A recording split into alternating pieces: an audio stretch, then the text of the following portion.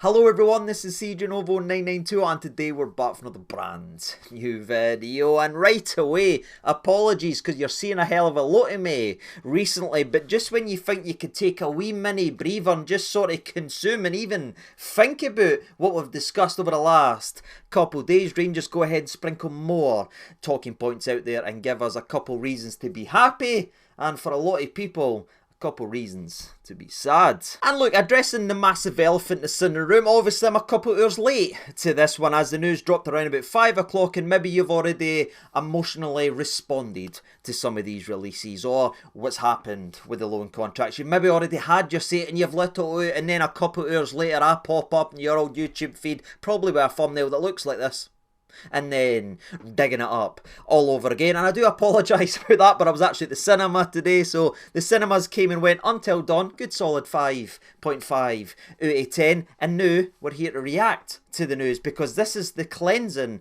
of our club now started, and what I imagine is the first of many exits from the football club this frickin' summers, and maybe to turn our attention away from the incomings in terms of the dugout, because I know people are still going back and forth. Honestly, I've never seen a comment section like that Gerrard video yesterday, you know what I mean? Some people had me fully convinced he was the man, others were putting detailed reasons why he isn't, and I was getting that angry and frustrated I almost blocked the guy on Instagram. It was a great comment section yesterday, so hopefully we can continue that going here and have another footballing conversation as we're here to talk about the start of the exodus from this football club and the couple big decisions Rangers have made already. So strap yourselves in and let's go ahead and get in to another Rangers conversation together as we're here to talk about the three people that's been told to move on at the end of their contract, and obviously the couple loans at the football club as well as they've went ahead and returned, and what does the future hold for them. We'll discuss that right here on the channel. But I think we'll start off with the people that exited first, you know what I mean? Because the loans will be a wee bit sharper,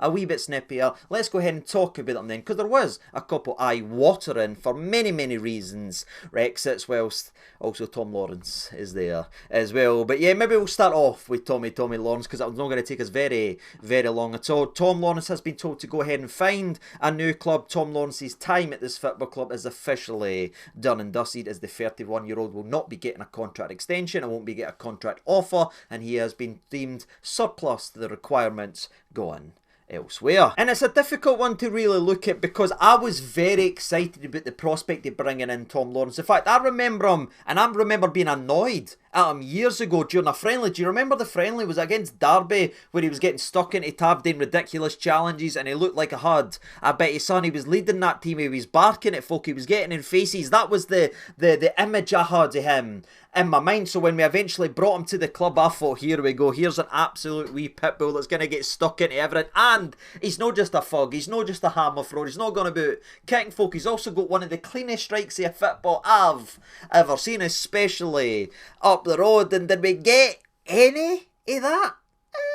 It's complicated, right? It really is, because there were moments, there was glimpses, there was nearlies, there was maybes, but there wasn't enough, and there wasn't really anything substantial during his entire period at this club. I mean, Rangers went ahead and done a video package for all three players we're here to talk about in today, right? And you go ahead and you click it and you watch it, oh, that's a great strike, look how clean he smashed that ball, what a goal, that was right foot, left foot, headers, and everything. You think, oh God, that is really nice, but it's almost like fluff, ladies and gentlemen, because once you take away from those little individual moments that was spread over his entire time, no really strong, consistently or even consecutively, when you sit back and you look at it, was he ever the guy? Did he ever look like the best player in a Rangers team? Did he ever put us on his back? Nah, and that might sound like a severely harsh thing to say about Tommy Lawrence, but again, the expectations were pretty high for him because he had a good pedigree. He did come with a very good word of mouth, and when Joe Aribo is leaving at the same time someone like that is coming in, the natural comparisons are always going to be there, because you lose a Joe Aribo and you're hoping the likes of Tom Lawrence could come in and no be Joe Aribo, because he obviously isn't that type of player, but in terms of the goals, the assists, the creativity, that's what he was supposed to go ahead and try to chip away. And did he come anywhere close, ladies and gentlemen? Nah, no for me, and that really hurts me. And I think he is going to be one of these players that I think back on and I say, by God, he was a good player and he could have been, and what ifs. He is the ultimate what-if player, and he is another player that's career was obviously affected by injuries, because he started off pretty damn promising. His first 9 games for his club, big goal in Europe, scored at Easter Road, then he was gone for a hell of a long time, right? But even after his injury struggles that we've talked to death right here on the channel, even when he came back and there was managerial changes, even when he was put in a position again to be the guy, Clement moved Todd Cantwell out. He put Lawerence in there. He be the guy. He tried to give him an opportunity. Again, for me, he never really took it. And that'll always be a continued frustration, because I think as a player, he's certainly talented. We just never got to see it a freaking enough. And that's a shame, because he's just 31 years old. You know what I mean? That's none in football, especially these days. This is almost a prime of a career, especially with the way that modern science and the sporting science and all that stuff has moved on. This should be him now, you know what I mean? That should be a no-brainer. The likes of Tom Lawrence, 31 year old, go ahead and get another year. Go ahead and get another 2. But there was less than zero actual appetite to go ahead and re-sign a player that doesn't need time to adapt. And that probably sums up where his Rangers career actually ended up, despite being just 31, as he finished this season with 28 games in all competitions, having 6 goals and just 2 assists to his name. Rounding off his Rangers career with 69 games in total, with 12 goals and just 7 assists, ladies and gentlemen. That's right, just 19 goal contributions in the 69 games for Tommy Lawrence. It was nowhere near enough. And it is interesting when you look at the latter part of this season, it really just shows you just how much of a mess we still kind of are, because you think in the last 3, 4, 5 weeks of the season, we've been building Lawerence up, we've been giving him minutes, we've been subbing him on here, we've been playing him right here, and at the end of the day, pretty much when the first day of cleaning house comes around, Tommy Lawrence is one of the ends chucked on a scrap heap. So why did we waste valuable minutes on him? And that might sound harsh, but there's young lads in there, there's the Bailey Rices in there, there's people that could be taking, you know, there's a Finlay Curtis who was getting minutes, signed a contract extension, and then as soon as Tom Lawrence was fit again, was never to be seen again, besides what, 11 minutes towards the end of the actual season. That was it. It just feels like it was a bit of a wasted time. Did Barry not know that Tom Lawrence was going to get kept on beyond the summer? Did Barry not know himself was going to get kept on? I just think communications could have been a hell of a lot better, and this could have been worked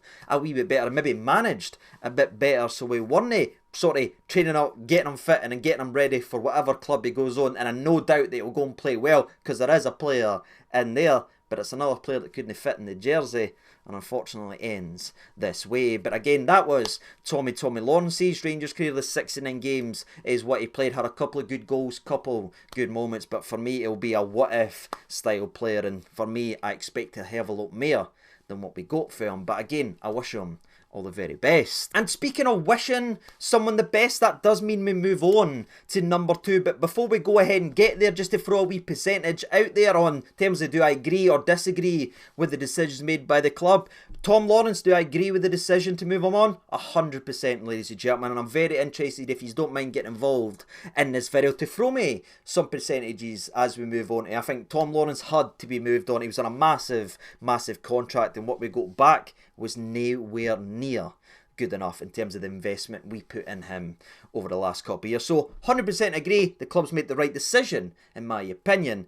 Number 2 is where it gets complicated. And I'll be honest with you, this one did hit me like a ton of bricks, and it did affect me a little bit, and it just broke through the barrier and almost the shield that I've put up between me and the players this season, as it just haven't connected. There's been so much wrong and so many things that have frustrated and annoyed me this season. I feel like I've put up a barrier, and it's no the same synergy. I've not got the same connection with a lot of the players that pull on the Rangers jersey these days, but this one broke through that shield, as I absolutely adore this man that went ahead and put his absolute heart, soul and clearly his body on the line each and every single time he was called upon. And that is of course none other than Mr. Leon Balogun, who actually announced his exit long before Rangers did, which I think goes ahead and shows you how much it's went ahead and affected him. You know what I mean? Everybody else released something after the official announcement, which is something they've probably been told, but Balogun was right out so early, almost instantly after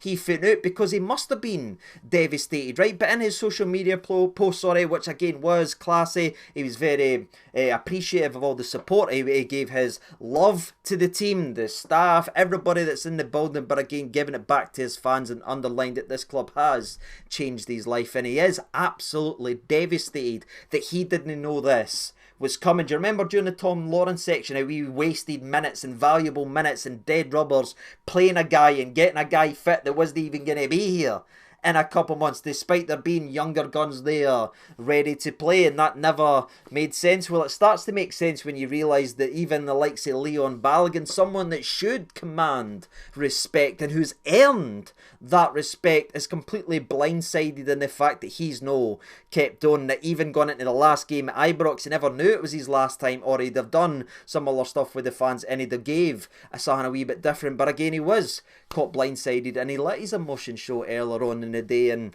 it's just a sad one in all aspects, because everything you want for a Rangers player, right, despite them annoying us this season, despite so much going wrong, I don't think there is many Rangers fans out there that will look at big Leon and say, he was at fault for us and all this. Nah, Leon almost gets the ultimate pass because he actually gives everything, and you can never question his commitment, and that is something as fans we all want. Fair players. And I think Big Leon, for the amount of years he's been here, even when he went away then eventually came back, he's exceeded all expectations. We talked about Lawrence failing those expectations or missing them on occasion. Leon Balogun came in here as a backup centre-back, and I still remember his debut up against Aberdeen in that 1-0 win when he kept the clean sheet, and after being in the building about 20 minutes he gets a start, ends up headering a goalpost, and it was at that exact moment I remember sitting here talking to you right here on the channel. I says there's something about this guy that's sort of creeped in the back door that no too many people actually know about. He's got this scary injury history. He's not really going to play because it's Hollander and Goldson, and that is our pairing. Well, Leon Balogun came in, stole our hearts right away,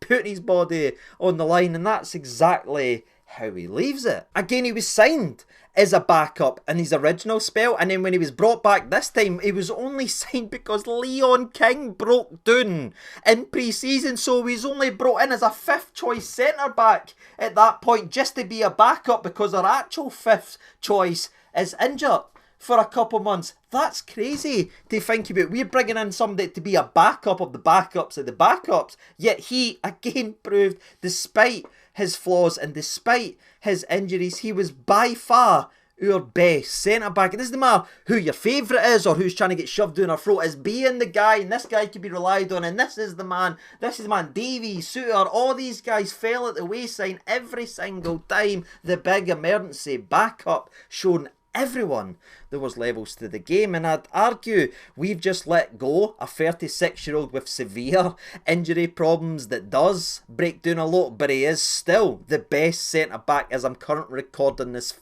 video at this period of time at this club, and I wouldn't even say it's close. It really isn't. I think he's much better than Suter. I think he's much better than Proper, and it's a big decision made by the club to wave goodbye to the 36-year-olds. And again, as much as we've talked around his injury problems, he still managed to muster 30 games this season despite not supposed to be playing.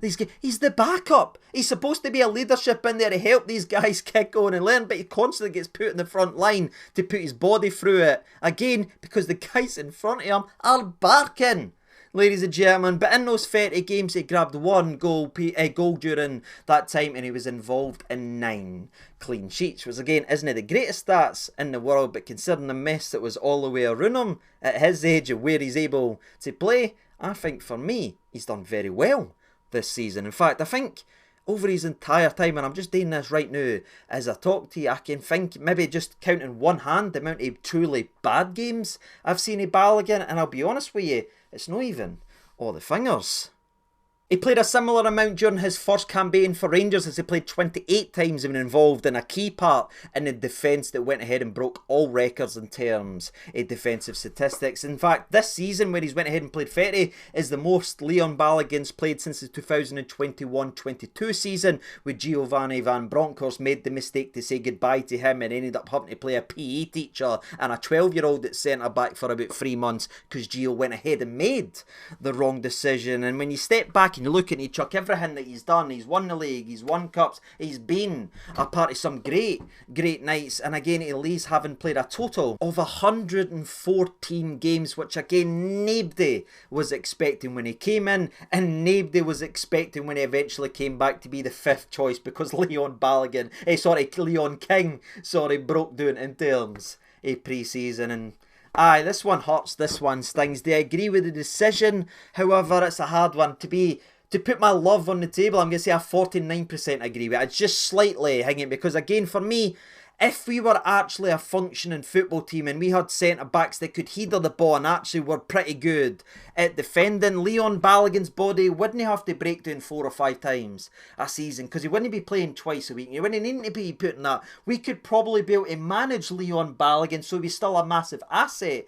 to this club in the background, but also occasionally being brought in during maybe suspensions or injuries or anything that can happen. If we were actually built properly and had a decent defence, Balogun probably could have got another year out of his Rangers career and been able to not break down as much as he did. But again, we are so heavily reliant on him that every 2-3 games there is a knock, every 2-3 games there is a niggle. And for me, that's maybe why the club sat back and said, aye, it's just getting worse now, he's getting older, so it's not going to get any better. And they've ultimately made the decision that the Rangers' future moves on without Big Leon. Very, very curious to see what you're going to be saying down in the comment section below. For me, I get why Rangers are doing that. The only thing I would counter and the only thing I'd argue back to all that is he wouldn't break down as much if he wasn't needing to play more minutes than the guy we brought in to be the star, or the guy we brought in to be the starter. If we had a proper defence, we could manage his minutes and manage it and effectively get the best out of Leon, which I think's actually here at the club to help the club. But we've made the decision now and Big Leon will not be kept on. So I'll hit me with your percentage. Do you agree with this decision? 100%? I'll just like Tom Lawrence, or is it a hell of a lot lower? I can imagine a lot of people would be dying for Big Leon to stay. Now, where I expect a lot of people will say, just give Leon Balogun another year, he should have been kept on. The third and final person we're talking about that has been released is one that I'm most interested to read the comment section below, because I thought the last comment section was absolutely sensational, the back and forth nature of the Steven Gerrard video. Some people loving him, some people hating. I thought it was a great comment section because it wasn't hatred, it wasn't anything like that. It was just facts and reasoning, so you can understand why people want him, but then at the same time you can understand why people want. I thought it was great reading that last night. And again, I think this one is also equally as controversial, because we're here to talk about Mr. Hagi and the Ibrox Prince being released. And to save everyone getting another 15-20 minutes out of this video, I'm not going to sit here and tell you the entire story of Ianis Hagi, because we've sat and done it. We've made video after video. When this guy was out in the cold, when he was sitting in the Shadow Realm watching games on a couch, I begged and I pleaded for us to get that sorted so he could come and be a part of this team, because I think he's a very, very talented player. I think he's creative. I think he tries something. Yes, he frustrates. Yes, he gives the ball away. But you know why he gives the ball away? Because he actually tries to do something with the football, right? It's no, I'll just pass it back here. I'm just going to recycle it here. I'm just going to recycle. I didn't care about, oh, look at the passing percentage of these guys. I didn't care about that. I actually want to see penetrating passes in behind, and I want to see imagination. And imagination and creativity and risk is exactly what Hagi does. It's exactly what Czerny does when we'll be speaking about him later on. And yes, they won't have the prettiest stats in the world in terms of the passing percentage, but again, it's because they actually try to break down this low block, and it is on those shoulders. And I was absolutely delighted to see him eventually be given an opportunity. Again, he done a lot of that on his own back. He was willing to take a freaking pay cut to play for us. See the money merchants we've got sitting here balling, no playing, or even guys that's at the club right now that's no moving on because they're on a ridiculous wage and they're alright to sit and be Mr. Nice Guys and everything like that. You're sitting here watching a guy that was willing to take a pay cut just to play football for us, and that's the type of mentality, that's the type of stuff that want in and around the dressing room. And everyone's going to say, aye, well, he's been wanting it for ages, he's been angling. Show me a single bit of proof, people, and no a twisted journalism thing or something that's been said in a newspaper. I'm talking about concrete proof that it's ever came out Hagi's mouth that he said he wanted to go. Because again, do I need to remind you of the clip he sat and said after the Aberdeen game that he has confirmed that he has never once told him or the agent or anybody that he wanted to leave this club. He has loved this club, he loves playing for this club, and he will give everything for this club. That should be enough now, right? People say, oh, the newspapers make up lies, we didn't like the papers, we didn't like the clickbait, right? That's what we say and that's what we know. But then soon as something goes against a player or something gets rid and we maybe didn't like the player or he frustrates, we then hold what the newspaper said about the guy against him. So do we believe newspapers or we didn't?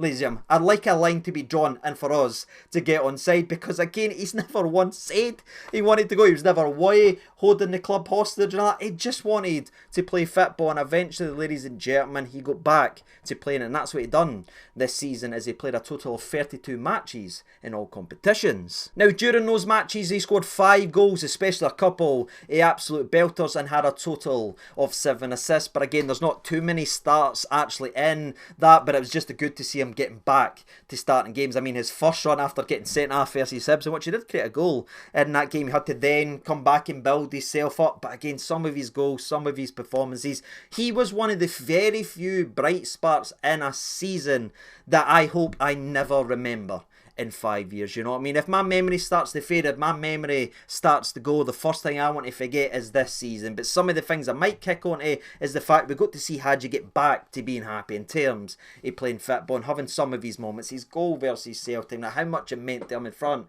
of his family. I mean, the story was there, and unfortunately the story ends with a sour note, as Hagi will not be kept on. And I think Hagi goes in no the same category as Lawerence or in the same category as Balogun. I think Hagi goes right in the old drawer of how the hell has this guy left his football club for free, because a couple of years ago there was a lot of interest in Hagi. Now again, he did obviously I get that serious injury, and that took 18 months of his career done and dusted. But the fact that a talent like Hagi's left goes with Morelos, goes with Lundstrom, goes with Ryan Kent, it goes with these guys, and just how badly mismanaged we've been as a club for far too long, and his embarrassing contract situation and everything like that, no playing him because we didn't want him to hit him a certain amount of appearances because it might get to all the stuff that was said. It was just absolutely amateur hour stuff. But again, we've rolled the dice and he's annoying. It leaves the club for free, and for me, I think someone's getting a very, very talented player. He's no the world beater, he's no who his dad is, obviously no, but nobody can ever convince me that a guy like Hagi isn't an asset in a functioning Rangers team with an actual defence and a bit of consistency in terms of the dugout and on the park, because the only period of time he actually saw that in a Rangers team, he was a very, very handy player. Remember when he went ahead and won the league title when he was the young player of the year and he created the most chances in the league? We're all champion Cherny, oh he's done this, he's been great at this. Well, that was Hagi as well, and he's got a career high 15 assists this year, and everyone talks about his Braga goal, absolute incredible memory. But the year on Gio before the injury cut him short, everybody forgets his goal against Bromby when he went ahead and scored that vital away goal, that if he doesn't score that tough chance at that tough moment, we didn't qualify for the latter stages of Europe. The road to Seville doesn't happen despite him going down versus early in the old year. He still played his part in terms of the European run, and there is loads of wee moments here. But again, the injury affected him, then he came back, and then it just was never the same. Then a loan happened, then we weren't playing him, but eventually took a pay cut. He got back to playing football, he got back to being a guy, and he had some great moments. And for me, he will be one that I think about what would actually happen now if we get a defence. You know what I mean? If we get a bit of stability in the dugout, is there a manager out there or a manager that might know him or anything like that wouldn't be up for having a talent like Hagi that you could have in and around in terms of creativity? Because again, we've seen what our team looks like without creativity. It's absolutely barking to watch, and I don't think you can ever have too much creativity, but we've just chopped that tree down, and we've been doing that consistently over the last couple of years. You look at Lawerence, now gone, on paper a creative player. You look at Cantwell, on paper as another creative player, and as Annoying gone, you sit and look at who's left. there's not much there. And as all those gaps appear and all those things need to be replaced, that's money we then need to go ahead and spend. That's time that these players need to adjust in time. Now, I think Lyle Cameron could be a very good player. We've already talked about that, but you know, we're not just going to put all our hopes and dreams on Lyle Cameron. There will be money spent elsewhere and we'll need to go ahead and get other people. And I just sit back and think maybe that money could have been better invested elsewhere than maybe being a priority this summer, because I think if you were buying a guy like Hagi, who is 26 years old, 26, who's an internationalist, who's bay-fitted, that can play in the centre, that can play on either wings and can score and create, I think we'd be spending a hell of a lot more to go and get somebody like a Hagi than it was to have actually kept him. But again, the clubs went ahead and made the decision that they've made, and hopefully it doesn't come back to bite us in the you-know-what. But aye, there's been a hell of a lot of emotions at this part of the video, especially for a boy Hagi. I'm gutted to see him go, but again, it is another wage off there. It is another guy that's been in and around the building the last couple of years. Maybe they do want as much freshness as possible, but again, Hagi is another casualty of this cleanse, and he will not be kept on at this football club. Do you agree with the decision or do you disagree? But to finish up the Hagi section of the video properly, he went and played 130 games in total for Rangers, in which he scored 20 goals and grabbed 28 assists, which are actually pretty damn impressive, especially consider he doesn't take the majority of the set pieces. That's been Tavernier. Now, he's got a couple of nice free kicks on the lenses and everything like that, and in terms of YouTube highlights, but he wasn't taking them every single game. So we've gave away a 26-year-old internationalist, bay-fitted, they could play 3 or 4 different positions, and we'll probably go on and have to spend and gamble on another player adjusting to the league and maybe buying in to what this club's all about, that Hagi clearly does. But that's it in terms of the free. I 100% agree with Lawerence. I 49% agree with Balogun, and I've chalking it down. This one's a wee bit strange. I think we're making a mistake here, ladies and gentlemen, in terms of Hagi. But I'll move on from there, and that means we move on to the loanees, which will take a lot less time than freaking what it is. We have 3 names to talk about: Czerny, Nana, and Rafael Fernandez. Remember him? Remember the only signing we made in January, and in January we were an absolute mess and needed reinforcement? Yeah. Ladies and gentlemen, the defensive reinforcement came, and he played 3 games in total of a 91 minutes of game time played. The equivalent of 1 game in all the months we signed him for January. Now again, he's another one that struggled with injuries, but again at the same time, man, just what the hell was that? Now, there was an option to buy, but I'm pretty damn sure we won't be buying that one. So yeah, Rafael Fernandez isn't getting kept on. Does anyone remember he's here? You know what I mean?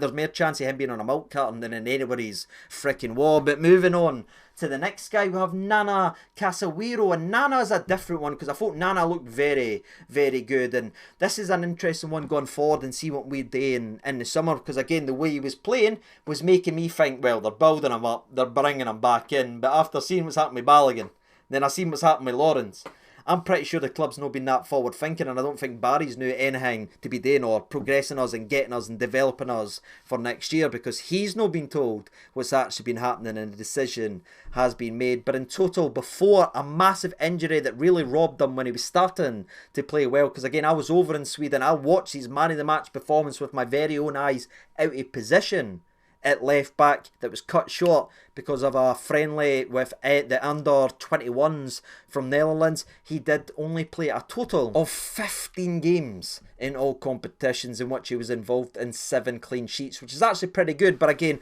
no, a lot of them were starts and everything like that. He was subbed on in games to keep clean sheets, so that's why I'm mentioning it. But that was it in terms of Nana Casemiro, a guy that can play centre back, a guy that can play right back, and a guy that can play left back. I like the look of the guy, and where I clearly, when you bring back Rafael Fernandez, this part of the video is whether you would bring them back. And for me, if Nana's available again for another loan, can we chuck the dice again? I'm not wanting an obligation to buy like Oscar Cortes, but can we maybe say, you know what, we've rehabbed him, we've brought him back in, we've built him back up. Is there any chance now after that serious injury we get him for another year? Because I think he could be very, very handy, especially the positions he covers, and he's got a wee bit about him. So I'd bring back Nana.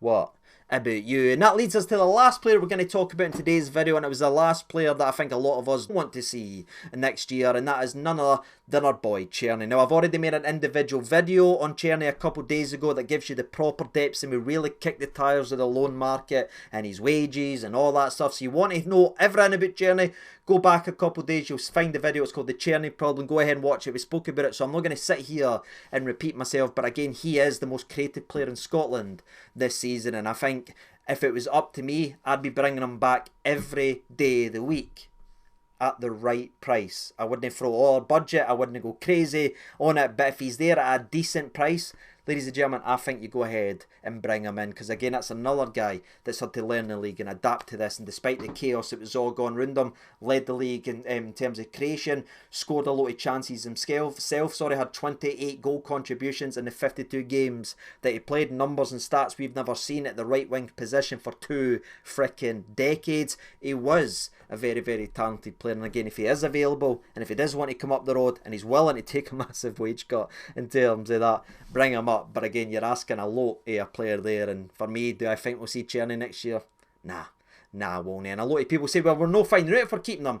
That's just the day every single loan in the world get ended day and they've returned to the parent club. So there might still be movement. So it's not all dead and buried on Cherny or Nana or even Rafael Fernandez, if anybody is wanting that. But at the same time, that is where we go. I don't think we'll see Cherny here next year. But if he could come up the road, I'd be absolutely delighted. But that's it. That's it for your Rangers roundup tonight, ladies and gentlemen. Hopefully you enjoyed the video enough to be getting involved in the comments section below and let me know who you'd have kept and who you think was right to leave the club. That would be sensational. But you're going to be seeing a lot of this guy. So see you in the next video. Until then, I've been CJNova92. Thank you so much for watching. All the best and bye-bye.